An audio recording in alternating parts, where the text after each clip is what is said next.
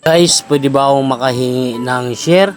Like man lang para sa mga stray cat na tulad nito na minsan ay gutom talaga sila at hindi sila napapakain.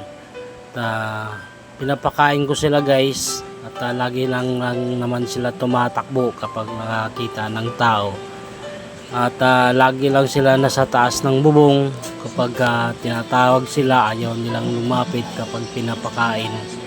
Kasi mayroong mga taong talagang nananakit ng mga hayop tulad ng pusa at mga aso.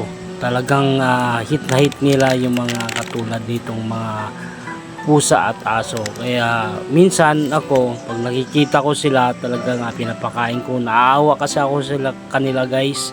Kaya guys, kung mayroon kayong pusa at aso at nakita nyo tong video na to, paki-share naman guys, paki-like at paki-comment kung anong komento nyo dito guys.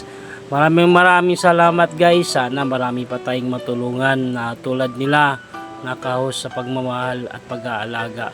Sana maraming makapansin nito at maraming mag-share para sa kanila din to guys, para pambili natin ng mga cat food at dog food. Salamat guys.